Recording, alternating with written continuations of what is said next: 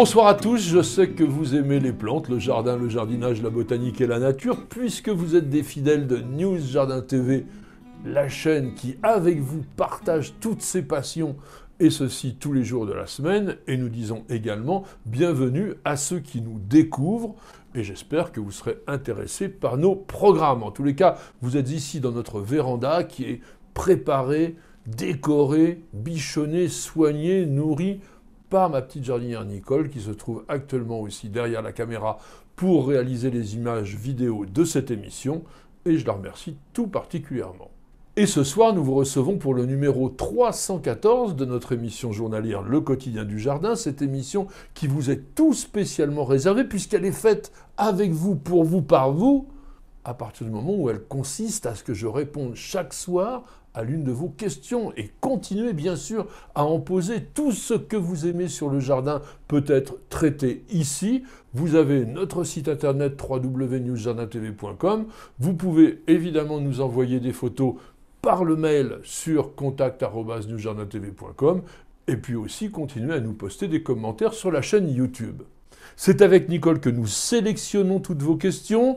Et là, nous avons retenu celle de Carmine34CZ qui nous dit « Est-ce que l'on peut cultiver tous les yuccas dans le jardin ou faut-il en considérer certains comme des plantes d'intérieur ?» Parmi les quelques 98 taxons, dont 51 espèces que comporte le genre yucca, eh bien, quelques-unes sont parfaitement rustiques. D'autres sont semi-rustiques, et puis certaines ne supportent pas du tout le gel. Cela dépend de leur origine géographique, c'est pour ça que j'insiste toujours pour vous dire de quel endroit du monde vient une plante que je vous présente. Le genre yucca a été créé par Carl von Linné, encore une fois, en 1753, et ce nom yucca est dû en fait à une erreur du jardinier anglais John Gerard, qui vivait au XVIe siècle et qui confondit des semis de cette plante, donc de yucca, avec des plantules de manioc, le Manio esculenta, de la famille des Euphorbiacées, qui n'a rien à voir, et que les Indiens Arawak du Mexique et des Caraïbes appelaient yucca, mais avec un seul C. Mais du coup, Linné a donné le nom de yucca parce qu'il ne s'est pas du tout rendu compte, en fait, de la confusion. Le genre yucca a longtemps été classé dans la famille des Liliacées, c'est-à-dire la famille des lys et des tulipes, et puis dans la famille des agavacées, mais aujourd'hui il fait partie d'une famille qui est un peu fourre-tout, mais importante, que l'on appelle les asparagacées. Les yuccas sont des plantes succulentes, herbacées ou arbustives, voire parfois arborescentes, qui sont toutes originaires des régions chaudes et sèches du sud des États-Unis, mais aussi du Mexique et des Caraïbes. Ils se reconnaissent à la disposition en rosette de leurs feuilles persistantes coriaces, et qui ont le plus souvent une forme d'épée. Yucca gloriosa, qui a été décrit par Linné en 1753, est aussi appelé le yucca superbe. C'est l'espèce la plus rustique. Ça tient au moins à moins 20 degrés.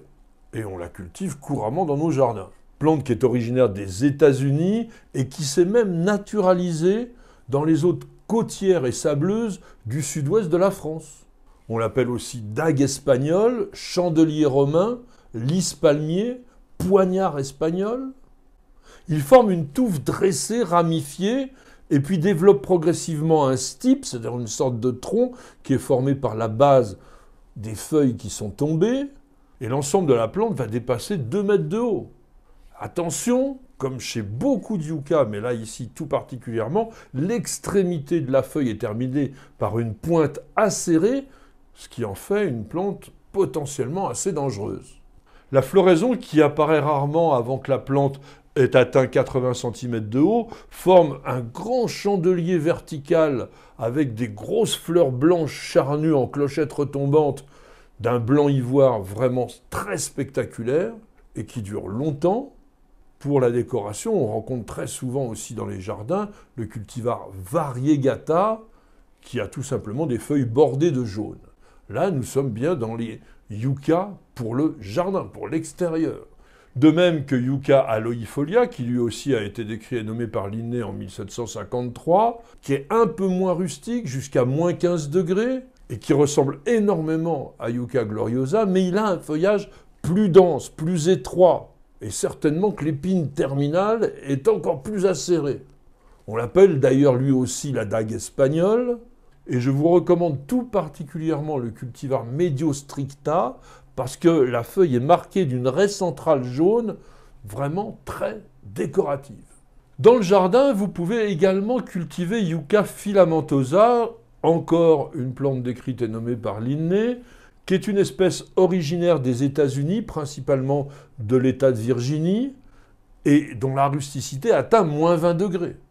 Lui, il forme une touffe compacte de 70 à 90 cm de haut et de large, avec des feuilles dressées, vert foncé, et le nom d'espèce, filamentosa, décrit qu'il y a des filaments gris clair sur le bord des feuilles.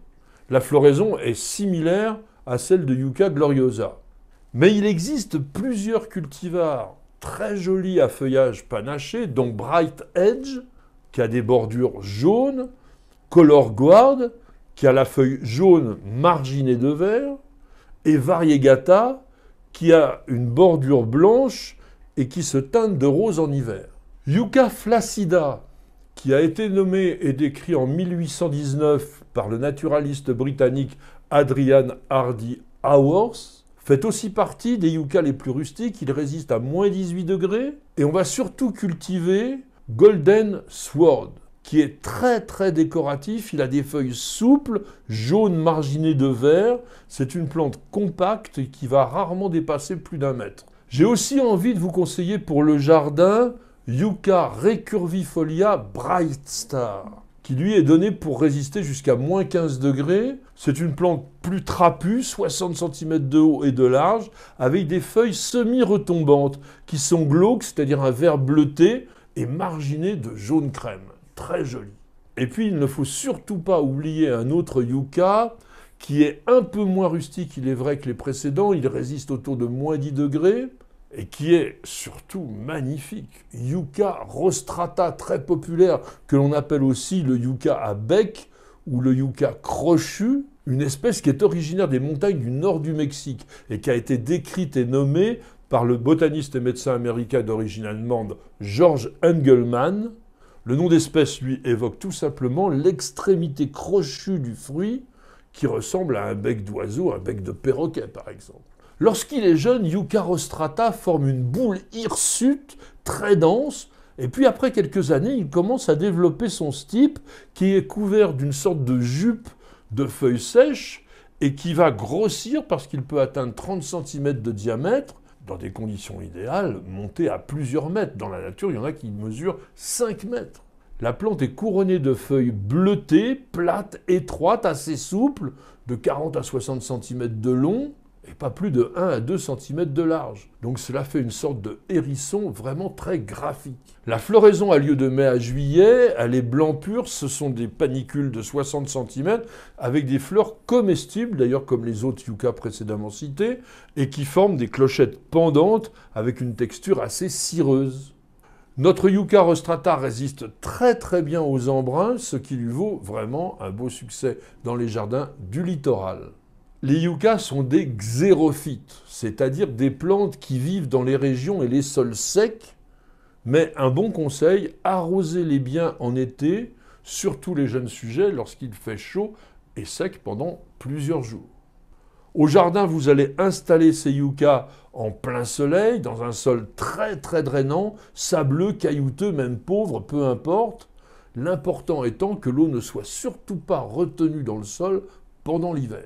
Et puis j'insiste vraiment, mais éloignez les yuccas des zones de passage et des endroits qui sont fréquentés par les enfants, des terrains de jeu par exemple, en raison de leur aspect épineux et qui peut être franchement dangereux. Côté plantes d'intérieur, les yuccas qui vous sont proposés par les jardineries sont principalement Yucca gigantea.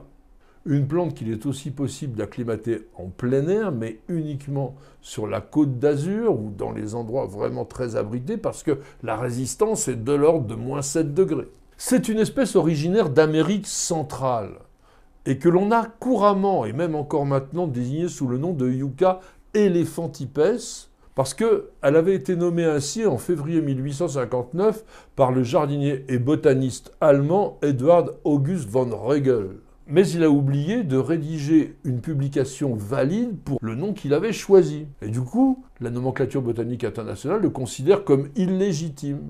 Et c'est le botaniste français Charles Lemaire qui, la même année, mais en novembre, a publié le nom de Yucca gigantea et qui est retenu officiellement. Dans la nature, Yucca gigantea est un buisson imposant qui peut dépasser 5 mètres de haut. Il forme plusieurs tiges dont la base s'épaissit chez les vieux sujets, c'est assez caractéristique. Et puis, il porte des feuilles étroites, rigides, de 30 à 50 cm de long. La floraison est extrêmement rare chez les sujets qui sont cultivés en pot. Et c'est dommage parce que ce sont des inflorescences particulièrement spectaculaires en panicules de fleurs parfumées aux pétales blanc crème. Vous allez à l'intérieur cultiver Yucca gigantea dans un contenant bien drainé. Donc vous mettez une couche de gravillon au fond du pot, il faut qu'il y ait un trou dans le pot. Et vous constituez un mélange à parts égales de terre de jardin, de terreau et de sable et de pouzzolane, que ça soit granuleux. N'oubliez pas de sortir la plante en plein air durant toute la belle saison. Elle se plaira vraiment, plutôt dans un endroit qui ne reçoive pas trop la pluie.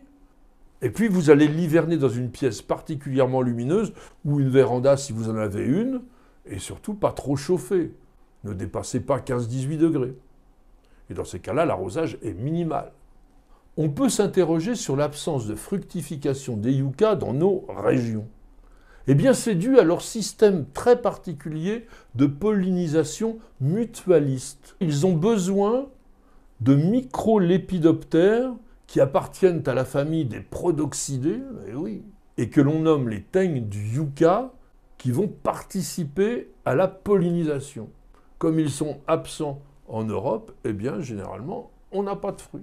Et c'est tout à fait particulier parce que le papillon adulte va transférer le pollen des étamines d'une plante sur le stigmate de l'autre. Là, il ne fait pas l'opération de façon inconsciente, comme les abeilles et les bourdons par exemple. Non, il prend le grain de pollen dans ses mandibules et il le porte sur la partie femelle.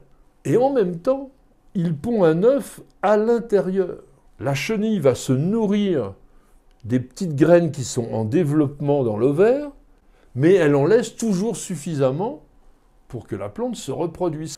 C'est ce que l'on appelle le mutualisme, on s'échange tout simplement des choses importantes pour les uns et pour les autres. Le plus grand des yuccas est ce qu'on appelle le Joshua Tree, Yucca brevifolia, qui peut atteindre 10 mètres de haut, notamment dans le désert de Mojave, d'où il est originaire.